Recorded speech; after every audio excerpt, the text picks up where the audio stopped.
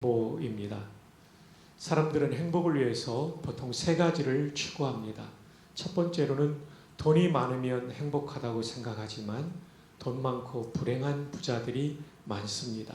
수년 전에 미국의 보스턴에서 우리나라 큰 부자의 따님이 스스로 목숨을 끊었습니다.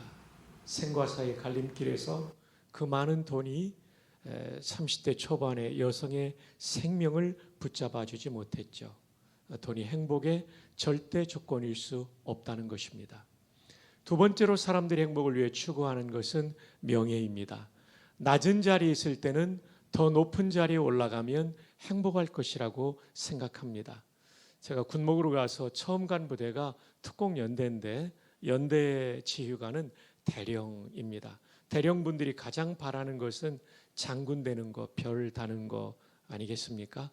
연말에 이제 함께 식사하고 연대장님이 좀 노래를 부르게 했는데 우리 연대 군의관님이 대령 앞에서는 불러서는 안 될 노래를 불렀습니다. 저 별은 나의 별. 많이 혼났습니다. 근데 한 번은 별 둘을 달고 제대하는 장군이 있었습니다. 하나를 더 달고 군단장을 나가지 못한 걸 매우 아쉬워했죠. 그래서 장군도 되지 못한 대령으로 예편한 동기생이 찾아가서 위로합니다. 야, 이 사람아, 당신은 군인의 꽃이라는 사단장도 지냈는데 나는 대령으로 끝났잖아. 당신 뭐가 그렇게 아쉬운가 섭섭한가. 이때 별 둘로 제대하는 장군이 그랬다고 합니다. 모르는 소리 하지 마라. 떨어져도 높은 데서 떨어지면 충격이 심한 법이란다. 맞습니다. 예수님 없이 높아지고 내려올 때는 추락하는 고통이 있는 것이죠. 명예도 진정한 행복의 조건일 수 없다는 것입니다. 셋째로 사람들이 행복을 위해 추구하는 것은 쾌락입니다. 인간이 느낄 수 있는 쾌락 중에 최고의 쾌락은 마약이라고 합니다. 근데 절대 실험하면 안 됩니다. 너무나 무서운 결론으로 끝나니까요. LA에서 이민 목회할 때 청년부 회원이 한 명이 마약에 빠졌습니다. 청년부 담당 목사님이 LA에 있는 중독자 선교회를 다녀와서 제게 보고했습니다. 목사님, 모든 종류의 중독은 금단 현상을 거치면 고통스러운 끊을 때 겪는 그 현상을 거치면 끊어지는데 마약은 끊은 것 같아도 일평생 유혹이 따라오고 그걸 헤어나지 못하면 더 깊은 늪으로 빠져 몸에 벌레가 기어다닌 것 같아서 온몸이 피투성이가 되고 배설 기능이 통제되지 않아서 지저분해지고 환청과 환상과 환각 가운데 사람이 정신적인 문제가 생겨서 죽는 것이 인간을 가장 짜릿하게 하는 쾌락, 마약의 결론이라고 합니다. 제가 그 보고를 들은 기억이 납니다. 쾌락, 인생의 진정한 행복일 수 없다는 것입니다. 근데 오늘 본문 1절에서 다윗 왕은 이런 고백을 하죠. 함께 읽어볼까요? 시작. 여호와는 아멘. 부족하다는 말도 부정이고 없다는 말도 부정이니까 이중 부정은 강한 긍정이죠. 부족함이 없다는 얘기는 강한 긍정이니까 만족합니다. 다른 말로 하면 행복합니다 라는 뜻입니다. 왜 행복합니까? 여호와는 나의 인생의 목자가 되시니까. 사실 이 시편을 쓴 다윗은 인생의 황혼역에 자신의 생애를 뒤돌아보며 이 시편 23편을 기록했다고 합니다. 그런데 여러분, 다윗은 굉장한 부자였다는 것을 아십니까? 어디에서 알 수 있을까요? 역대상 29장에 보면 4절에 그가 하나님 앞에 성전 건축 원금을 드립니다. 금을 3,000달란트를 드립니다. 은을 7,000달란트를 드립니다. 1달란트가 34.4kg이기 때문에 3,000달란트의 금은 10만 3,000kg입니다. 은 7,000달란트는 24만 kg입니다. 제 비서가 계산해 보니까 12조 7천억 원이라고 하더라고요. 우리 돈으로 계산하면. 놀라야 될 때 안 놀라면 제가 놀라게 됩니다. 여러분들의 표정이 나도 그 정도는 있어야 하는, 놀라지 않는 매우 평온한 표정입니다. 12조 7천억 원. 이게 어떻게 가능했을까요? 수많은 정복 전쟁에서 얻은 전리품이 많았거든요. 충분히 가능하죠. 그런데 12조 7천억 원 이상의 돈을 가졌기 때문에 부족함이 없다? 아닙니다. 돈으로 인생은 진정한 행복을 얻을 수 없으니까요. 살면서 필요하긴 하지만 여호와는 나의 목자시니 내게 부족함이 없으리로다. 그는 명예도 많이 누렸던 분이시죠. 17, 18의 나이에 골리앗과의 전투에서 승리한 구국의 영웅이었죠. 수많은 정복 전쟁을 승리로 이끈 왕이었습니다. 굉장한 명예를 가진 사람이었지만 그것도 다 지나가는 것이죠. 명예 때문이 아니라 여호와는 나의 목자시니 내게 부족함이 없으리로다. 세 번째로 그는 많은 쾌락을 누려보았을 것입니다. 왕으로 있던 기간이 40년입니다.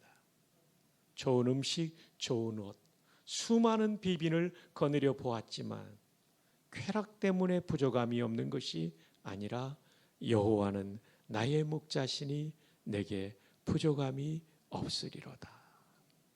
그렇다면 여호와라는 하나님의 이름의 뜻은 무엇일까요?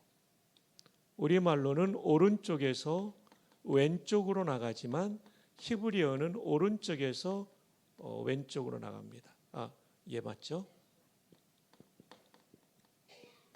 예, 여호와 또는 야훼 이렇게 부르고, 이스라엘 사람들은 십계명에 여호와 이름을 망령되이 일컫지 말라 해서 이 단어가 나오면 아도나이, 주님이라는 말로 읽습니다만은 우리 성경에 번역된 대로 여호와로 기억합시다. 이 단어는 우리 목사님들이 보는 히브리어 영어 원어 사전 BDB 사전에 보면 5가지의 뜻이 나옵니다.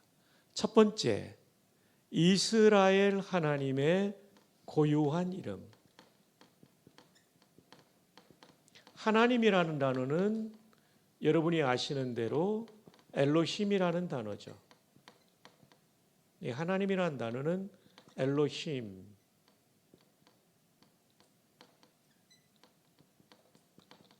이게 하나님이라는 단어예요. 엘로힘은 우리가 믿는 하나님께도 쓰이지만 이방 신 할 때 그 신이 엘로힘입니다. 엘로힘. 그래서 엘로힘은 우리가 믿는 하나님께만 쓰는 것이 아니라 이방 신에게도 쓰지만 여호와는 우리가 믿는 하나님께만 쓰는 고유한 이름.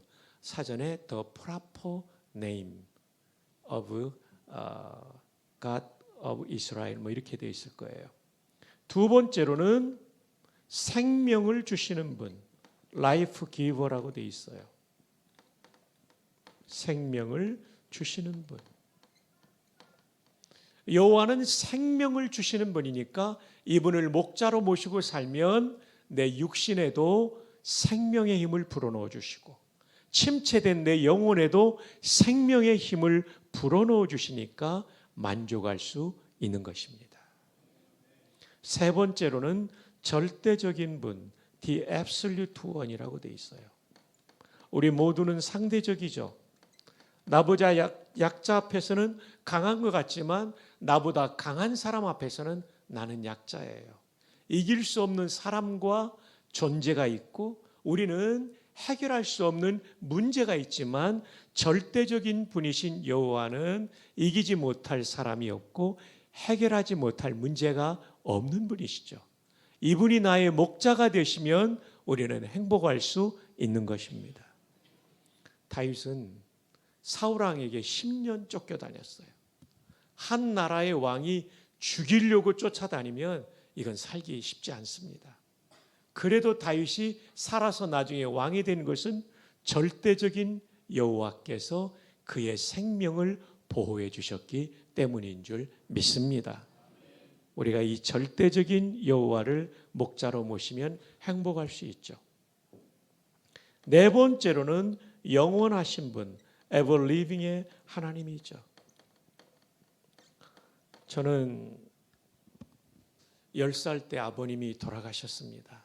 6남매를 두시고 어머니께서 38이었는데 1남 5녀 두고 가신 아버님 뒤에 남아서 저희들을 키우실 때 가난한 집이니까 뭐 살 길이 없으니까요.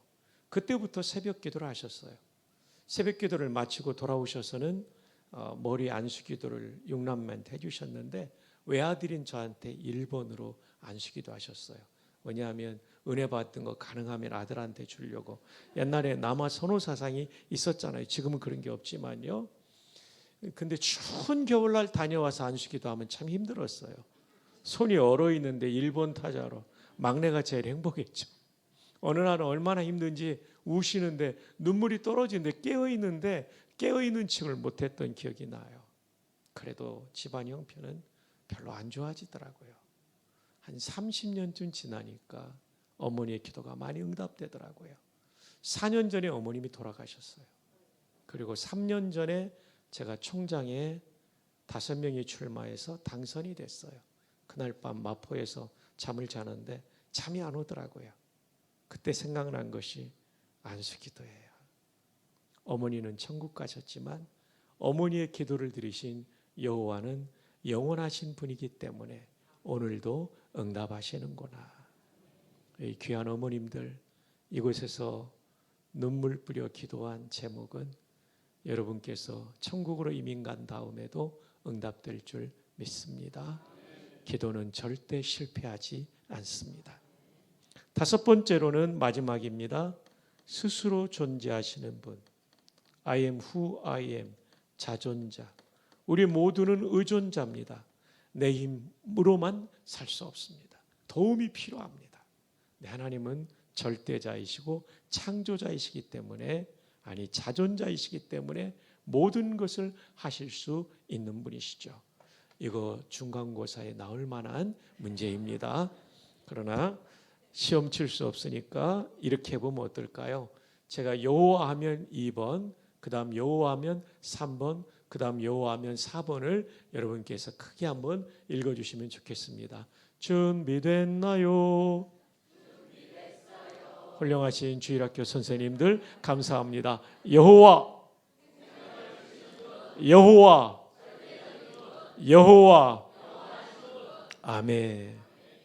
여호와는 나의 목자시니 내게 부족함이 없으리로다. 생명을 주시니까, 절대적이시니까, 영원하시니까요. PDB 사전 217에서 218쪽에 나오는 내용이 되겠습니다. 여러분 가운데는 질문이 있을 겁니다. 목사님, 나도 하나님을 나의 인생의 목자로 모시고 사는데 나는 왜 이렇게 짜증나고 힘든 삶이 계속됩니까? 정답을 말씀드린다면 순종하지 않기 때문입니다. 여러분 생각해 보세요. 정말 양을 사랑하고 탁월한 목자, 좋은 목자가 있어요. 얘들아, 이리로 가면 풍성한 풀밭이 있단다. 순종하면 배불리 먹지만 불순종하면 배고픈 거죠. 얘들아, 이쪽으로 가면 생수의 강이 흐르고 있단다. 순종하면 목마름이 해갈되지만 불순종하면 여전히 목마른 것이죠. 순종이 중요하다는 거죠. 얘들아, 이쪽으로 가면 가파른 절벽이 있단다. 순종하면 실족하지 않지만 불순종하면 실족하게 돼 있죠. 얘들아, 이쪽으로 가면 사자와 곰이 나타난단다. 순종하면 찢기지 않지만 불순종하면 찢기게 돼 있죠. 그래서 좋은 목자를 모신다는 것과 더불어 중요한 것은 그 목자의 음성에 순종하는 것입니다. 여러분의 인생에 진정한 행복을 느끼지 못하고 누리지 못한다면 순종의 문제가 있는 것이죠. 그래서 오늘 말씀의 제목이 순복과 행복, 기쁨으로 따라가는 건 순종이라면 억지로라도 옳은 것이기에 따라가는 건 복종입니다. 순복할 때 주께서 여러분들의 인생에 행복을 주실 줄로 믿습니다. 성경에 보면 삼위일체 하나님이 다 목자이십니다. 시편 23편에 성부 하나님이, 요한복음 10장에 예수님께서 나는 선한 목자라, 요한복음 14장과 17장에 예수님께서 오실 성령에 대해서 보혜사라고 말씀하시죠. 보혜사, 정말 기가 막힌 번역이죠. 성령에 대한 표현이죠. 보혜사, 보호하시고 은혜 주시고 가르치시는 분이죠. 헬라어로는 파라클레토스라고 그래요. 신약 성경의 언어죠. 이건 구약의 언어고요. 파라, 곁에서, 클레토스, 말씀하다. 파라클레토스, 파라 전치사로 뭐뭐 곁에, 클레토스는 칼레오 동사, 말하다는 동사의 명사형입니다. 말하는 분, 옆에서 말하는 분이 목자죠. 파라클레토스. 삼위일체 하나님이 다 목자이신데 예수님이 승천하시면서 성령님을 보내셨으므로 오늘 성령님께서 우리 인생길을 목자가 돼서 인도하시는 줄로 믿습니다. 자, 그렇다면 조금 전에 어린이가 아멘한 것 같아요. 몇 학년이세요? 중학교 1학년이에요. 와, 중학교 1학년이 여기 나왔다는 건 정말 감사한 거예요. 옆에 계신 분은 누구세요? 왼쪽에 계신 분은? 중고등부 교사십니까? 선생님과 함께 나오셨군요. 감사합니다. 정말 좋습니다. 자, 그렇다면 여호와는 나의 목자시니 내게 부족함이 없으리로다. 정말 부족함이 없었을까요? 2절부터 그의 부족함이 없는 삶을 함께 살펴보시겠습니다. 2절 함께 읽어요. 시작.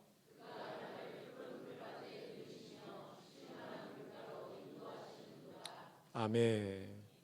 이 말씀을 읽는데 질문이 생기더라고요. 푸른 풀밭에 누이시며, 풀밭은 양들의 밥인데 먹이시며라고 기록하지 않은 게 좀 걸렸습니다. 기도하는데 하나님께서 동물의 왕국을 떠올리게 하시더라고요. 들짐승은 배고프면 눕지 않죠. 그때 제가 무릎을 치며 하나님 그렇군요. 저는 풀밭에서 먹는 것만 생각했는데 하나님은 이미 배불리 먹이시고 만족 가운데 누워 쉬는 단계로 인도하시는군요. 그러고 보니까 에스겔 34장 14절에 오면 메시아 시대의 풍요로움을 이렇게 말하고 있죠. 우와, 제가 미리 드리지 않았는데 이렇게 찾아내다니. 우리 방송실 박수로 한번 격려해 주십시오. 우와. 자, 보세요. 좋은 꼴을 먹이고 그 우리를 이스라엘 높은 산에 들이니 그것들이 그곳에 있는 좋은 우리에 어떻게 있으며? 기가 막히더라고요. 성경을 읽다 보니까. 시편 23편 2절이 여기서 풀리더라고요. 기도하다가 동물의 왕국으로 해답받았는데 성경 안에 답이 있더라고요. 배불리 먹으면 눕는 거죠. 다윗의 인생이 왜 만족했냐면 내가 생각하는 정도가 아니라 그 이상으로 인도해 주셨기 때문에. 에베소 3장 20절에 우리 하나님은 어떤 분이냐면 우리가 온갖 구하는 것과 생각하는 것에 더 능히 넘치도록 하시는 이. 그래서 만족한 겁니다.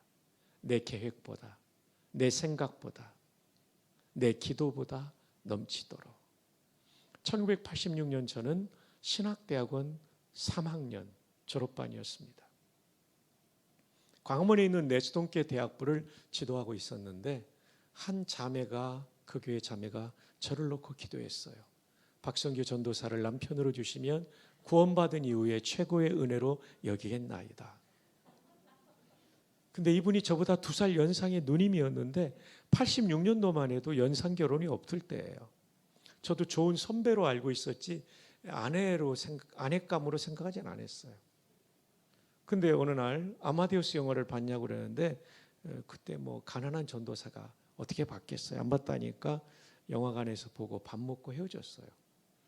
그 다음에 또 전화가 온 거예요. 세종무관학에서 나는 86년도에 그때가 4월인가요? 처음으로 창작 복음성가 경연대회가 열렸습니다. 로얄석 티켓이 있는데 시간 되냐고. 저도 좋게 생각했기 때문에 가서 보고 밥 먹고 헤어졌어요. 헤어지면서 가는데 이건 뭔가 느낌이 있었어요. 여성이니까 프로포즈를 못하니까 나보고 하라는 거 아닌가? 그래, 한번 기도해 보자. 그래서 기도하다 보니까 나이는 2살 많지만 이 정도 여성이면 목사 아내로 괜찮겠다는 생각이 들어서 제가 불러내서 식사하고 덕수궁 돌담길을 돌면서 프로포즈를 했어요. 캄캄한데 앉혀놓고 프로포즈를 해야 되는데 앉을 만한 데가 없는데 보니까 콘크리트 나지막에 한 게 있더라고요. 나중에 가보니까 그게 쓰레기통이었습니다만 다행히 냄새는 안 났습니다. 제 프로포즈는 간단했습니다. 누님, 주께서 허락하시면 결혼을 전제로 사귀고 싶습니다. 이분이 깜짝 놀라더라고요. 저는 실수한 줄 알고 저 잘못했나요? 그랬더니 아니요, 기도응답이 너무 빨리 와가지고 감사해서요. 살다 보니까 이유를 알겠더라고요. 저는 맞다가면 돌격형인데요, 제 아내는 돌다리를 몇 개 거쳐야 되는 사람이에요. 본인이 이렇게 미끼를 던졌는데 한 3개월 후에 반응이 올 줄 알았는데 한 달 만에 반응이 오니까 놀란 거였어요. 좋아했죠. 그래서 데이트를 했어요. 교회가 강북이니까요, 주로 데이트한 데가 되면 이 석촌호수, 옛날 생각 많이 납니다. 그쪽에서 교제를 했어요. 몇 달이 지나면서 이제 서로 확인이 되고 부모님께 말씀드리니까 그럼 한번 만나보자. 그래서 86년 8월 1일 날짜도 있지 않습니다. 정릉에 있는 처남댁에서 이제 저희 어머님과 장인 장모님이 고흥에서 올라오셔서 만났어요. 마음에 들어 하셨어요, 서로. 그리고 장인어른께서 자네 언제 결혼하고 싶은가 그래서 저는 군선교원 신했기 때문에 국군의 날 10월 1일 날 하고 싶습니다. 그래, 좋다. 그래. 그래서 이제 결혼하기로 하고 이제 어머님 내려가시는데 서울역에서 헤어지는데 어머님 걱정하시는 거예요. 너 신대원 마지막 등록금도 없는데 어떡할 거냐고. 어머니 걱정하지 마시고 어머님은 그날 오시면 모든 준비는 다 돼 있을 겁니다. 이렇게 또 배짱 좋게 얘기를 했어요. 근데 이제 어머님 내려가시고 둘이 견적을 뽑죠. 다 줄였어요. 식사 대접할 돈도 없어서 세문안교 옆에 가나안 제가가 있었어요. 아마 기억하는 분들 계실 거예요.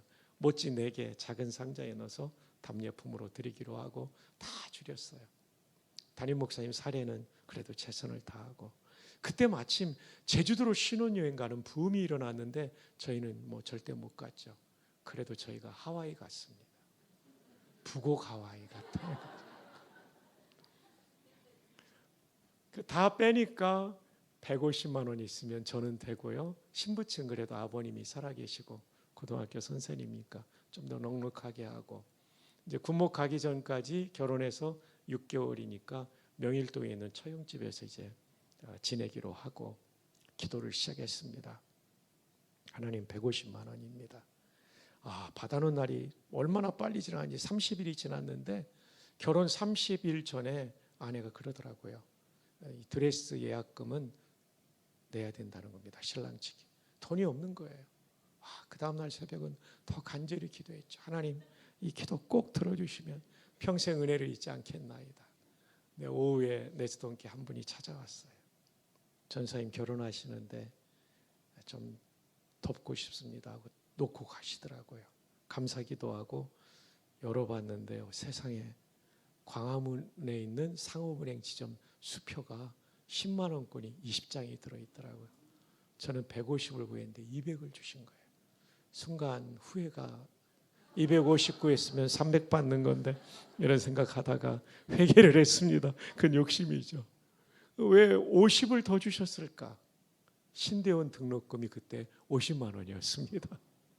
저는 군목 가서 월급에서 보내려고 했는데 다 정리해 주시더라고요. 이 2절 말씀 나눌 때마다 이 사건이 기억나요. 나는 결혼 비용만 구했는데 신학대학원 마지막 등록금까지 해결해 주셨던 하나님. 그분은 푸른 풀밭에서 먹는 정도가 아니라 그 다음 단계인 눕는 단계까지 인도하시는 좋으신 하나님이신 줄로 믿습니다. 그래서 부족함이 없는 거죠. 다윗도 시편에 보면 나는 가난하다 이 표현이 많이 나와요. 수많은 공급을 경험했을 것입니다. 오늘도 이 좋으신 하나님을 의지하여 기도하는 가운데 여러분의 여러 종류의 결핍이 채워지기를 축복합니다. 자, 이제 3절 함께 읽어보시겠습니다. 시작.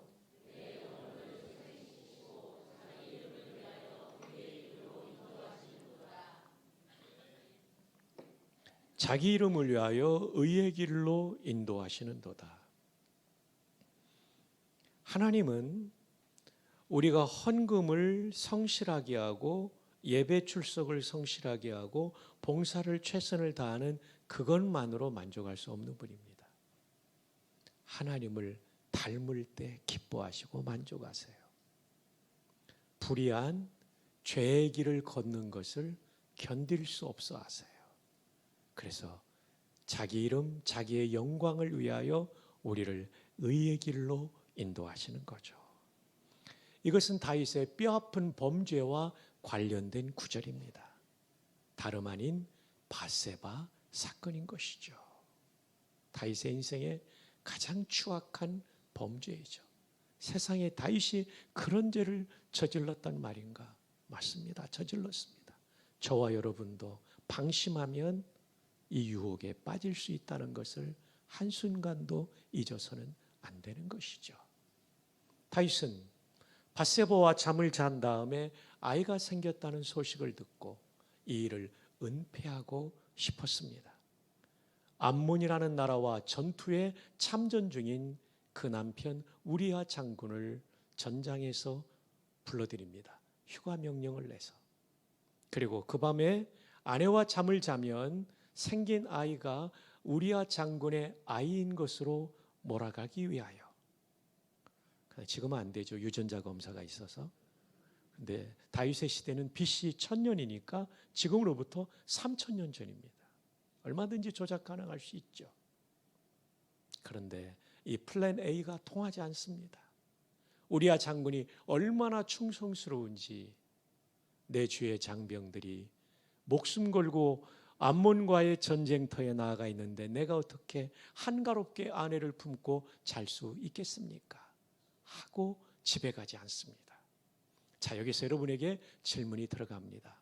우리아 장군의 집은 다윗의 왕궁으로부터 얼마나 떨어져 있었을까요? 선택 지문은 2개입니다. 1번, 상당히 멀리 떨어져 있었다.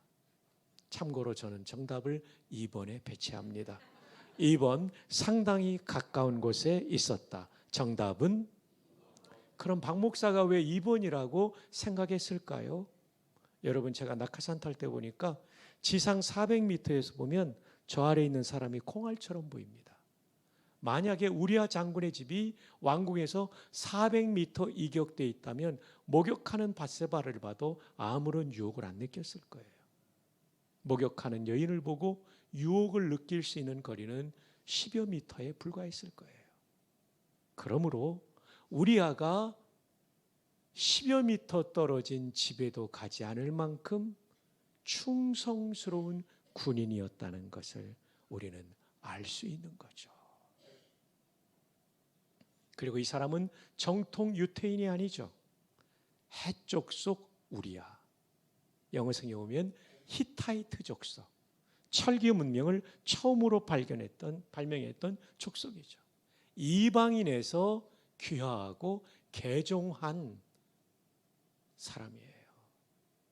그러면서도 이렇게 충성스러운 사람인데 다윗이 사실은 부하 장군에게 배신한 거죠. 그 아내를 뺏은 거니까. 다윗은 플랜 A가 통하지 않자 플랜 B를 작동시킵니다. 왕궁으로 불러들여 건하게 대접하고 다음 날 다시 전쟁터로 돌려보내면서 우리아 장군에게 그 손에 편지를 들려보냅니다. 발신 다윗왕, 수신 요압 사령관. 장군이지만 왕이 사령관에게 준 편지를 열어볼 수 없었죠. 그 내용은 이것이었습니다. 암몬과의 전투가 재개될 때 가장 치열한 전선에 우리아 장군의 부대를 배치하고 그가 소수의 부하와 고립될 수 있는 상황에 전병력을 퇴각시키라.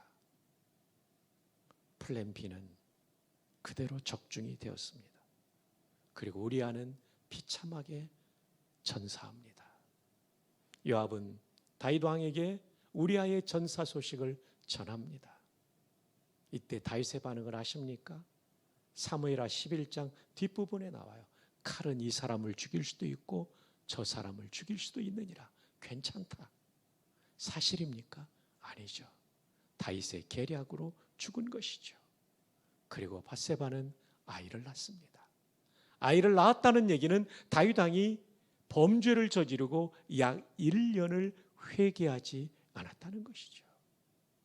그러면서 사무엘하 11장은 여호와께서 다윗의 소유를 악하게 여기셨더라라는 말씀으로 끝납니다. 근데 자기 이름을 위하여 의의 길로 인도하시는 여호와는 다윗을 의의 길로 인도하기 위하여 나단 선지자를 다윗에게 보냅니다. 나단 선지자는 이렇게 스토리텔링으로 말씀을 전합니다. 왕이시여, 이 나라에 정말 큰 부자가 있는데 소와 양이 너무나도 많은 사람입니다. 근데 그 바로 옆집에는 매우 가난한 사람이 있는데 어린 암양 새끼 하나를 사와서 기르는 사람인데 큰 부잣집에 손님이 왔다고 하여 가난한 집에 암양 새끼를 빼앗아 가지고 잔치에 먹어버렸습니다. 이걸 어떻게 하면 좋습니까? 다윗은 진노하며 말합니다. 그 자는 죽어 마땅한 자니라. 그리고 4배나 갚아야 할지라. 이때 나단 선지자는 기회를 놓치지 않고 다윗 왕을 쏘아보며 말합니다. 당신이 바로 그 사람입니다. 순간 다윗은 무릎을 꿇죠. 한 설교자는 다윗의 인생의 가장 위대한 순간은 하나님의 말씀이 선포될 때 그 앞에 무릎을 꿇는 장면이었다. 여기서 회복과 부흥이 시작되는 거죠. 사울 왕 같았으면요, 다윗에게 진설병을 주었던 그 제사장 수십 명의 목을 베었잖아요. 사울 왕 같았으면 나단의 목을 쳤을 텐데 다윗은 자기의 무릎을 칩니다. 여기 하나님의 용서가 베풀어집니다. 그리고 그는 죽는 날까지 간음의 문제를, 그 죄를 저지르지 않죠. 역대상 29장 28절에 다윗은 죽음을 맞이합니다. 그 죽음의 장면을 성경은 이렇게 기록하고 있죠. 다윗이 나이 늙도록 부와 존귀를 누리다가 죽었고 그 아들 솔로몬이 대신하여 왕이 되니라. 칼빈은 기독교 강요 제2권에서 계시의 발전에 있어서 구약의 물질의 부는 돈의 부요를 표현하는 것도 있지만 영적인 부요함을 표현하는 것이었다. 다윗이 나이 늙도록 부와 존귀를 누리다가 칼빈의 공식으로 해석하면 그는 영적인 부요를 누리다가 죽었더라. 할렐루야.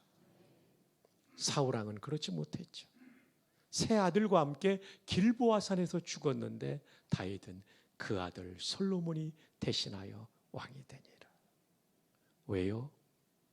불의한 죄의 길을 걷다가 말씀이 선포될 때 무릎을 꿇고 회개했기 때문에 이런 놀라운 회복이 일어난 줄 믿습니다. 그래서 3절에 보면 내 영혼을 소생시키시고, 되살릴 소자죠. 소시성을 가진 분이 계실 거예요. 되살리다는 얘기예요. 소생, 나다, 살다, 날생, 살생이죠. 다시 살린다는 얘기죠. 내 영혼을 소생시키시고, 히브리 말로 이 소생은 슈브라는 단어예요. 굉장히 많이 나오는 단어입니다. 굉장히 많이 나와요. 한번 따라해 볼까요? 슈브. 여러분 거의 신대원 수준으로 발음해 주셔서 고맙습니다. 슈브. 이 단어는 기말고사에 나올 만한 단어입니다. 자, 슈브의 뜻이 굉장히 많은데 4가지만 설명해 드릴게요. 첫 번째, 돌아가다. 여호와께로 돌아가자 할 때가 슈브입니다. 돌아가다. 두 번째, 중요한 것은 회개하다라는 뜻이 있어요. 하나님께 돌아간다는 얘기는 예배당까지 간다, 그 뜻이 절대 아니에요. 예배당도 와야 되지만 회개하는 것이 하나님께 돌아가는 거예요. 할렐루야. 다음 세 번째, 소생시키다. 리스토어입니다. 네 번째 놀라운 사실은 부흥시키다. 리바이브입니다. 성경을 사전을 통해서 연구하면 이런 유익이 있더라고요.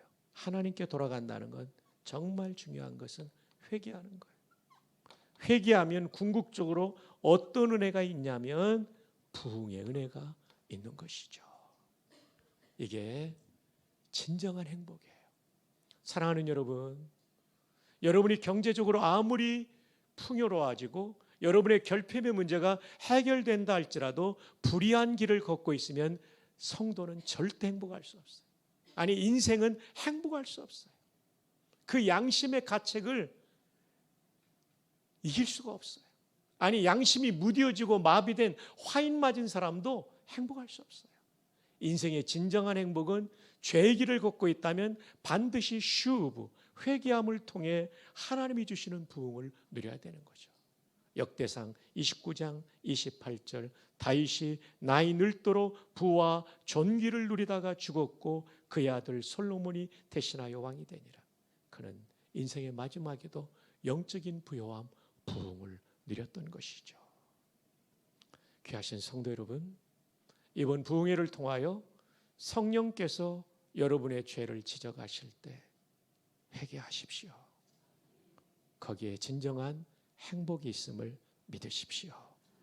아멘. 네, 그거 덮어놓고 다윗처럼 플랜 A, B 쓰면 안 돼요. 그거는 진짜 해결책이 아닌 것이죠. 자, 이제 4절로 넘어가겠습니다. 4절 다 함께요. 시작.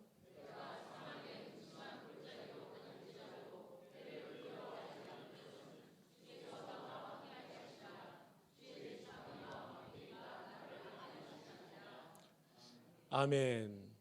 사망의 음침한 골짜기를 다닐지라도는 실제 상황입니다. 시적인 표현 정도가 아닌 것이죠. 골리앗과의 전투, 사망의 음침한 골짜기죠. 전쟁 영웅이 되어 돌아오니까 왕이 이제는 죽이려고 합니다. 질투심에 지근거리에서 창을 2번이나 던지죠. 단창을.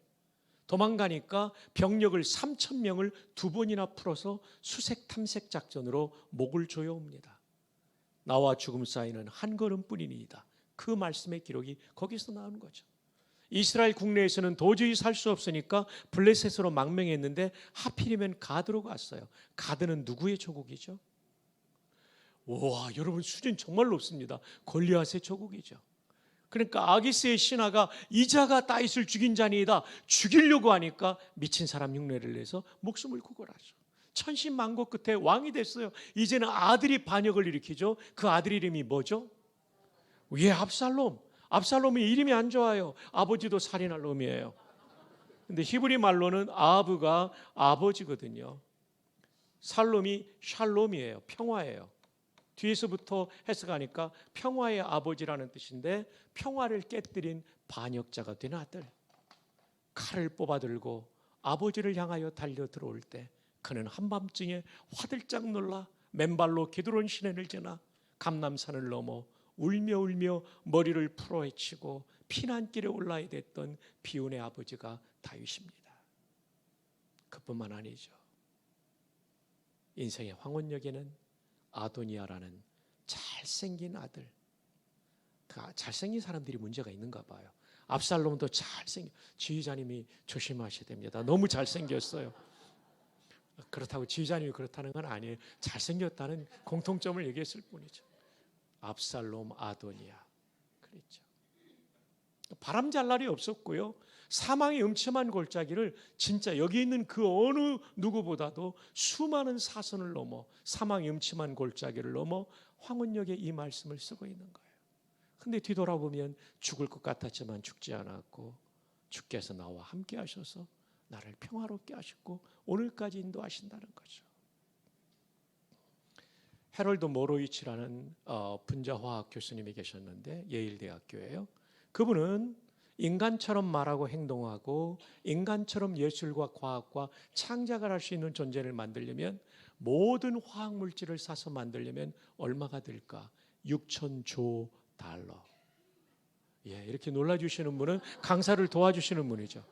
우리 돈으로 하면 약 800경 경입니다. 억조경. 예, 정말 사람은 우수하죠. 자그마한 손바닥만한 스마트폰에 그 컴퓨터, 뭐 전화기, 캠코더, 녹음기 다 들어가 있잖아요. 저희 성경도 헬라어 다 있어요. 헬라어 성경, 이브리어 성경, 라틴어 성경 다 봅니다. 영어 성경. 대단한 거죠. 저는 우리 그 손흥민 선수가 볼리와의 경기에서 72m 드리블, 와, 너무 감동해. 수비수 달려가면서 피해가면서 골키퍼 못 잡게 차놓는, 와. 밴쿠버 올림픽 때 김연아 선수가 참 얼마나 그 금메달 멋지게 땄습니까? 우리는 스케이트 타는 것도 있는데 거기서 그냥 음악에 맞추어 표정 연기라고 막 점프를 하고 회전을 하고 다리도 이렇게 딱 들고, 정말 대단하지 않습니까? 진짜 우리 같은 존재를 만들고, 자동차 30년 타면 완전히 망가지는데 우리 60, 80대도 괜찮잖아요. 그죠? 굉장히 젊어 보이십니다. 아직도 젊으시고 건강해 보이십니다. 담임 목사님 저보다 형님이신데 와, 정말 건강해 보이십니다. 5년 형님이신데요. 제가 61년생이니까요. 대단하시죠? 정말 우리는 하나님께서 우수하게 만드셨죠. 한번 따라 합시다. 나는 800경짜리입니다. 옆에 분을 축복합시다. 그대도 800경짜리입니다. 여러분의 집이 좁아도 또 자가가 아니어도 낙심하지 마세요. 집보다 여러분이 비쌉니다. 승용차보다도 여러분이 더 비싸요. 근데 하나님은 6천조 달러 800경보다 우리를 더 비싸게 여기십니다. 창세기 1장에 보면 하나님께서 만물을 만드실 때 만물의 영장인 하나님의 형상을 닮은 인간을 제일 마지막에 만들었어요. 저는 왜 마지막에 만드는 거 궁금해서 또 기도했더니 첫째 날 만들었으면 너 고생 많았을 거라는 마음을 주시더라고요. 지구가 깊은 물로 덮여 있어요. 바다로요. 진짜 힘들었겠죠. 그죠? 먹을 것도 없잖아요. 구명조끼도 없고 구명보트도 없으니까 3일 금식하면서 바다 위에 떠 있으려면 진짜 고생했을 겁니다. 디딜 땅과 먹을 음식을 만들고 우리 인간을 만들었죠. 그중에 더 늦게 만들어진 인간은 여성이죠. 여성은 위대합니다. 하나님의 최신 작품. 그래서 여성들은 하나님의 창조의 동역자죠. 내 어머니의 모태에서 주께서 나를 만드셨나이다. 하나님께서 한 생명을 만드실 때 여성들의 아기 집에서 만들죠. 그래서 사람, 남자라는 뜻이지만 여성이라는 뜻은 앞에 WO가 있는 사람이라는 뜻이죠. 이게 우음이라고 그러죠. 네, 아기 집이 있는 분이죠. 여성들은 하나님의 창조의 동역자, 우수한 존재, 최신 작품. 재료도 달리 썼죠. 남자는 흙을 버무려 만들었고 여자는 뼈로 만들었어요. 그릇으로 말하면 남자는 질그릇이고 여자는 본 차이나이죠. 질그릇은 투박해 보이지만 이 정도에서 떨어뜨리면 깨지지만 본 차이나는 쨍그랑하지만 잘 안 깨지죠. 그래서 여성들이 8년 이상을 더 사는 겁니다. 자, 우리 이 시간 옆에 있는 여성들에게 축복합시다. 그대는 본 차이나이십니다. 반주자님도 본 차이나이십니다. 우리 키보드 반주자님도요. 근데 여러분 이조 백자와 고려청자는 연식이 오래될수록 비싸죠. 여성도 연식이 오래된 분이 비싼 분이에요. 흰머리 소녀들, 우리는 그분들을 앤틱이라고 부릅니다. 염색하신 흰머리 소녀를 포함하여 앤틱 분들을 축복합시다. 그대는 앤틱입니다. 참 귀한 분들이시죠. 우리 흰머리 소녀들 때문에 오늘 저희들이 목사도 되고 그런 겁니다.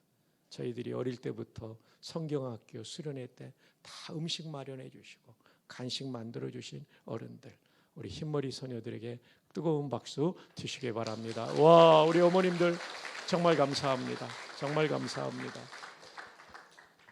그런가 하면 6.25 전쟁과 월남 전쟁, 중동의 열사의 바람을 맞으며 오늘의 대한민국의 경제를 일으킨 흰머리 소년들, 우리 한번 이분들께 박수로 한번 격려합시다. 하나님께서 우리를 이렇게 우수하게 만드셨어요. 그리고 하나님의 영을 불어넣어 주시고 하나님과 소통할 수 있는 존재, 만물을 다스릴 수 있는 존재로 우리를 만들어줬는데 한 가지만은 금했죠. 하나님의 위치에는 도전하지 마라. 순복해야 복되다. 근데 거역하게 되죠. 언약의 파괴. 우리는 죽는 존재가 됐죠. 근데 하나님은 긍휼의 풍성하심으로 가죽옷으로 오실 예수 그리스도를 예표하고 죄 없는 짐승의 죽음에 그 가죽옷으로 우리 죄를 가리어 속죄하실 것을 예표하시고 또한 레위기에 보면 속죄제사가 나오죠. 중학교 1학년 학생 잠깐 앞으로 나와주세요. 자, 저를 도와주시기 바랍니다. 중학교 1학년 학생이 나온다는 건 놀라운 일이에요. 정말. 앞으로 청신대학교에 꼭 오시기 바라고요. 신학대학원에도 오시기 바랍니다. 제가 구약의 죄인이면 용서받으려면 이렇게 잘생긴 양 한 마리를 끌고 제사장 앞에 가야 되는 것입니다. 제사장 앞에 가요. 자, 이제 양처럼 이렇게 한번 해보실래요? 잘했어요. 죄인이 양을 끌고 와서 제사장 앞에서 1번으로 하는 건 두 손을 포갭니다. 그리고 회개기도 합니다. 저의 이 죄는 하나님의 심판을 받아 마땅합니다. 그런데 하나님 언약하시기를 대신 속죄의 제물을 저 대신 처벌하심으로 용서하기로 약속하셨습니다. 믿고 회개하오니 용서해 주세요 하면 박성규의 죄가 이 양에게로 옮겨갑니다. 이게 1번이에요. 2번은 양을 잡습니다. 목을 치고 조각조각을 냅니다. 이제 죽은 거니까 넘어져 있어야 돼요. 움직이지 마요. 일어나라고 할 때까지. 저 대신 죽임을 당한 거죠. 처벌을 받은 거죠. 3번은 이 제물을 번제단에 올려놓고 맹렬한 불, 지옥불 같은 불로 태워버립니다. 얼마 지나지 않아서 양이 다 타서 없어진과 동시에 뭐가 없어진 겁니까? 이 죄인의 죄가 여기서 처벌받은 거예요. 제사장은 선언합니다. 당신의 죄는 이 제물의 대속적, 대신 속죄적 죽음으로 용서받았습니다. 평안히 가십시오. 이게 속죄제사인데 이게 문제가 있어요. 죄인은 사람인데 제물은 동물이에요. 값이 똑같지 않아요. 완전 거래가 아니죠. 사람이 죄를 지었으면 누가 대신 죽어야 돼요? 사람이. 근데 모든 사람이 죄를 범하였기 때문에 대신 죽어줄 놈도 없고 연도 없는 거예요. 그래서 하나님이 자기 아들을 죄 없는 완전한 인간으로 보내신 거죠. 그래서 칼케돈 신조에 보면 예수 그리스도는 100% 신성을 가지신 하나님, 100% 인성을, 죄 없는 인간성을, 인간의 몸을 가지신 참 인간, truly man, truly God. 죄 없는 완전한 인간이기 때문에 우리 죄를 대신할 수 있죠. 그래서 요한복음 1장 29절에 세례 요한이 예수님을 보았을 때 뭐라고 외칩니까? 보라, 세상 죄를 지고 가는 누구의 어린 양이요? 하나님의. 사람의 어린 양은 동물이고 하나님의 어린 양은 예수님이었던 거죠. 히브리서 9장은 그렇게 말하죠. 염소와 송아지의 피로 아니하시고 오직 자기 피로 영원한 속죄를 이루사. 10장은 이렇게 말하죠. 이는 홍소와 염소의 피가 능히 죄를 없이 하지 못함이라. 완전한 속죄는 완전한 인간 제물을 통해서. 그래서 예수님은 십자가에서 돌아가시면서 이 놀라운 선언을 하시죠. 다 이루었다. 다 이루었다. 테텔레스타이라는 단어예요. 테텔레스타이. 이게 완료형입니다. 테테가 반복되면 맨 앞에 어간이 반복되고 완료, 현재 완료 수동태예요. 스트가 수동태를 보여줘요. 다 이루었다. 다 이루었다는 단어인데요.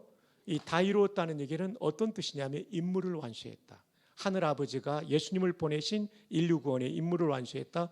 두 번째, 물건값 완불할 때 쓰는 말이에요.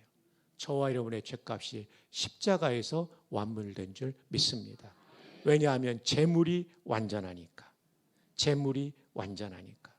재물이 완전하니까. 자, 예수님 죽음을 대신해 주신 형제 일어나세요. 형제 잠깐만요. 인사드리고 들어가세요. 네, 예, 빨리 들어가세요. 괜찮아요. 아유, 누구를 뽑을까 했는데 형제가 눈에 확 들어옵니다. 중학교 1학년 학생이 오기가 쉽지 않아요. 총신대학교 오세요. 장학금 준비하고 기다리고 있을게요. 총신대학교 신학과 꼭 오세요. 신학과 오면 참 좋아요. 헬라어, 히브리어도 배우고 이런 거 다 배우는 거예요. 라틴어도 하고 너무 좋아요. 예. 정말 로이드 존스 목사님이 그랬어요. 그분은 의사였어요. 왕궁 의사였는데 이분이 목사가 됐거든요. 그리고 나서 목사와 설교라는 책을 썼어요. 그 책의 굿쪽에 보면 이런 말이 나와요. 잘 들으세요, 형제님. The work of preaching, 설교의 사역은 is the highest, 가장 높고 the greatest, 가장 위대하고 and the most glorious calling, 가장 영광스러운 소명이다. 목사가 쉬운 건 아니지만요, 사람을 구원하고 낙심한 사람을 일으키고 인생의 방향을 이끌어주고 정말 좋은 거예요. 예, 어서 빨리 이제 총신대학교 신학과 오시고 신학대학원 오시고 그렇게 하세요. 감사합니다. 너무 감사합니다. 정말 귀한 일입니다. 기도하면서 이제 또 하나님의 그 인도를 받아야 돼요. 네. 근데 제가 보니까 굉장히 잘하실 것 같아요. 저를 뛰어넘는 후배가 될 것 같아요. 기숙사 새로 짓고 있는데 그때는 아주 좋을 겁니다. 27년도 가을의 완공이니까 충분합니다. 네. 자, 그런데 사도 바울이 밀레도에서 에베소 장로님들을 만나 예루살렘으로 가면서 부탁하죠. 여러분, 교회 잘 돌보세요, 장로님들. 하나님이 자기 피로 사신 교회를 장로님들로 하여금 돌보게 하셨습니다. 교회를 뭐라고 했죠? 하나님이 자기 피로. 이때 하나님은 성자 하나님이신 예수님. 여러분의 가치가 얼마나 비싸냐면 예수님의 피, 생명, 6천조 달러로는 만족하지 않아요, 하나님은. 저와 여러분의 가치는요, 예수님의 생명만큼 고귀합니다. 그래서 시편 16편 3절에 땅에 있는 성도들은 존귀한 자들이니 나의 모든 즐거움이 그들에게 있도다. 우리 옆에 사람에게 축복합시다. 그대는 정말 존귀하십니다. 정말 비싸십니다. 그래서 하나님께서 따라합시다. 그래서 하나님께서 사망의 음침한 골짜기에서도 내려놓지 않고 이끌어 가십니다. 아멘입니까? 정말 그렇습니다. 소중한 것을 잃어버리면 반드시 찾으러 가잖아요. 제가 군목을 임관할 때 육군 참모총장상을 받았는데 시계가 금도금 시계예요. 어느 날 목욕하러 갔다가 그날 마지막 시간에 목욕탕에 들어갔다가 놓고 왔어요. 집에 와서 보니까 시계가 없는 거예요. 목욕탕은 이제 닫았고 전화를 해서 탈의 그 번호 말하니까 있다는 거예요. 자, 여러분 질문 드립니다. 박성규 목사가 그 시계를 찾으러 갈 때에 퇴근한 다음에 갔을까요? 1번 퇴근한 다음에, 2번 새벽기도 마치자마자. 정답은 맞습니다. 너무 소중하니까. 근데 여러분은 그 시계 정도가 아니에요.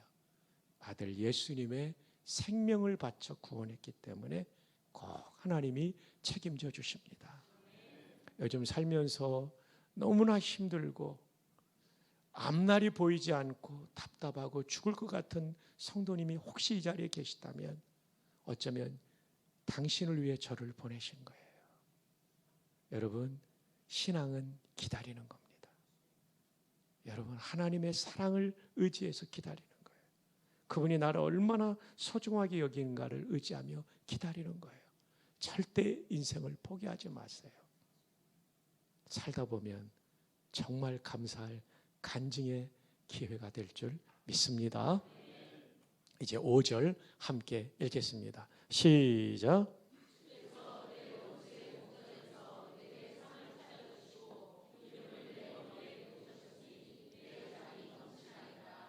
팔레스타인의 목자들이 골치 아픈 게 코파리라고 작은 파리가 양의 코에 알을 낳아놓으면 이게 온도와 습도가 적절하니까 잘 자라잖아요. 그럼 가려우니까 막 부딪히는 거예요. 돌이나 나무에. 상처가 생기면 이 털이 나 있기 때문에 잘 안 났잖아요. 근데 파리를 어떻게 또 다 잡겠어요. 좋은 건 기름을 이렇게 머리에 부어놓으면 코 입 주변에 파리가 날개짓하고 들어오다가 다 붙어요. 붙으면 이제 양은 혀가 기니까 저는 이거밖에 안 돼서 못 먹는데 양들은 잡아먹어요. 여러분, 우리에게도 코파리 같은 존재가 있어요. 공중에 권세 잡은 악한 영들이 다윗을 파괴했던 음란의 마음을 넣고요. 사울을 파괴했던 경쟁심, 질투의 마음을 넣기도 하고, 아나니아 삽비라를 타락시켰던 물질에 대한 탐욕의 마음을 넣기도 하고요. 그리고 온갖 종류의 옳지 않은 생각을 집어넣어서 우리 존재를 파괴하려고 해요. 이것은 결심하고 막는 것도 중요한데 더 강력한 힘은 기름 부으심입니다. 성령의 기름 부으심. 성령 충만이라고 말할 수 있죠. 오늘 밤 제가 축도까지 마친 다음에 부목사님께서 기도에 인도하실 거라고 담임 목사님 말씀하셨어요. 기도하는 가운데 성령 충만을 받으시기를 축복합니다. 그러면 저의 경험으로 보면 성령 충만할 때는 일단 분별이 돼요. 저거 유혹이구나. 그러니까 우리는 성령 충만하지 않을 때 유혹이 밀려와도 내 생각처럼 오해해가지고 착각해서 딸려가거든요. 그게 아니에요. 분별이 딱 돼요. 그리고 물리치게 됩니다. 성령 충만하기를 축복합니다. 그럼 유혹을 이기는 행복을 누리게 되는 거죠. 자, 이제 마지막 6절입니다. 1절은 서론이었어요. 여호와는 나의 목자시니 내게 부족함이 없으리다. 순복하면 행복하다는 거예요. 그 다음 2절은 행복의 내용의 첫 번째예요. 내 생각보다 넘치도록 인도하신다. 그리고 3절은 행복의 두 번째예요. 불의한 죄를 저질렀을 때 슈브, 회개하게 하셔서 부흥을 주신다. 그 다음에 4절, 사망의 음침한 골짜기에도 낙심하지 말 것은 나를 너무나 소중하게 여기기 때문에 책임져 주시는데 그분이 생명을 주시는 분이고 절대적인 여호와시고 영원하신 여호와이니까 정말 사망의 음침한 골짜기에서도 내가 분명히 이길 수 있다. 그래서 행복한 거죠. 5절, 그런데 사망의 음침한 골짜기를 이겨도 내 안에 나를 파괴시키는 악한 영의 유혹이 있는데 성령의 기름 부으심을 통해 이기니까 행복하다. 마지막 6절은요, 죽음의 문제입니다. 모든 문제가 해결돼도 인생의 마지막 문제는 죽음입니다. 그 죽음은 천국에 대한 확신, 구원에 대한 확신으로 이기는 거죠. 자, 6절을 함께 읽어볼까요? 시작.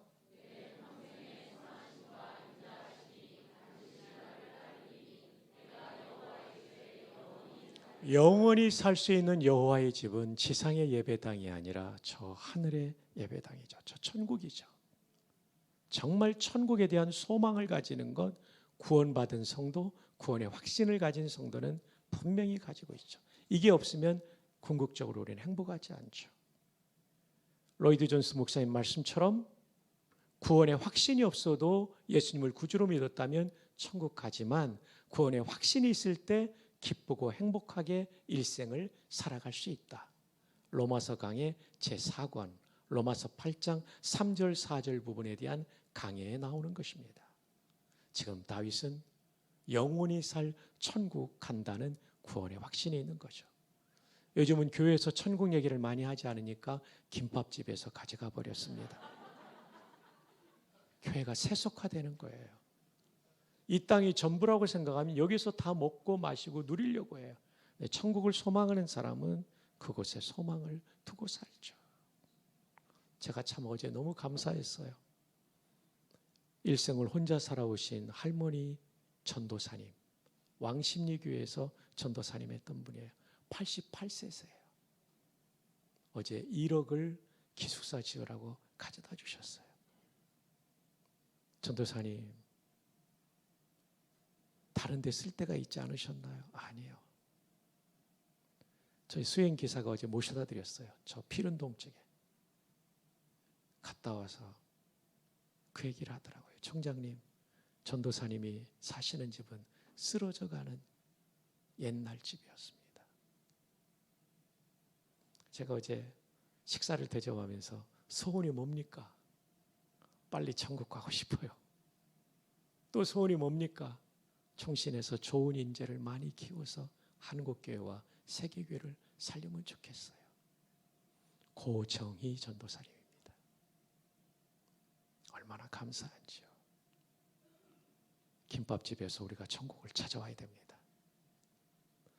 인생은 3번의 생애를 살아간다고 그래요. 첫 번째 엄마 뱃속, 두 번째 지상, 세 번째 영원한 세계죠.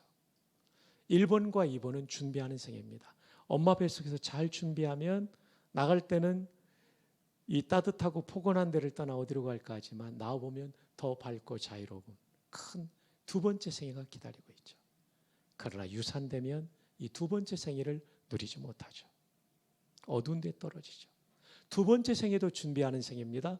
예수님을 구주로 믿어 하나님의 자녀로 태어나면 세 번째 생애는 더 밝고 찬란하고 넓은 영광스러운 천국에서 눈을 뜰 줄 믿습니다.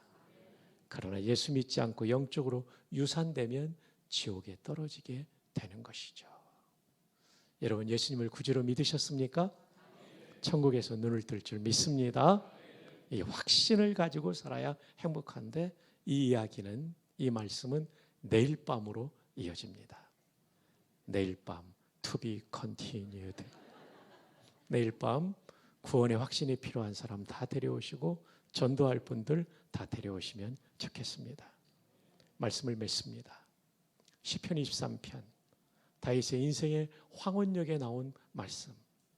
인생의 진짜 행복은 돈과 명예와 쾌락이 아니라 여호와 하나님을 목자로 모시고 순종 복종할 때 주어진다. 2절 내 결핍을 채우시는 여호와. 3절 내 죄를 뉘우쳐 회개하고 부흥을 주시는 여호와 슈브의 하나님. 4절 사망의 음침한 골짜기에서도 생명을 주시고 절대적인 힘으로 보호하시고 영원하신 그분의 권능으로 일생을 인도해 주시는 여호와. 그리고 5절 마음에 다가오는 수많은 유혹을 성령의 충만함으로 극복하게 하시는 여호와. 마지막 죽음까지도 이기게 하시되 구원의 확신으로 천국의 소망으로 이기게 하시는 여호와.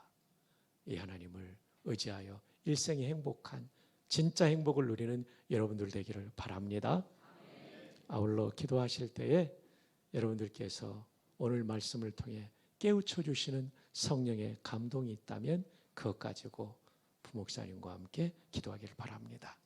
제가 마무리 기도하고 축복으로 예배는 일단 마칩니다. 하나님, 보석같이 소중한 성도님들과 함께 이 생명의 말씀을 나누게 주셨사오니 감사합니다. 저마다에게 주신 감동이 있는 줄로 믿사오니 그 말씀 붙잡고 순종 복종함으로 하나님을 영화롭게 하며 하나님께서 주시는 놀라운 행복을 누리는 귀한 성도님들 되게 하여 주시옵소서. 오늘도 많이 나오셨지만 내일 전도할 분과 가족들을 더 모시고 나와서 구원의 복음을 듣고 구원을 확신하며 구원받아야 될 사람들이 구원받는 놀라운 역사가 내일 밤에 이루어지게 하여 주옵소서. 예수님의 이름으로 기도합니다. 아멘. 축도합니다. 주 예수 그리스도의 은혜와 아버지 하나님의 크고 놀라우신 사랑하심과 보혜사 성령님의 교통인도 충만하신 은사가 받은 말씀대로 살기를 작정하는 모든 성도들 머리머리 위에 지금부터 영원 무궁토록 함께 있을지어다. 아멘.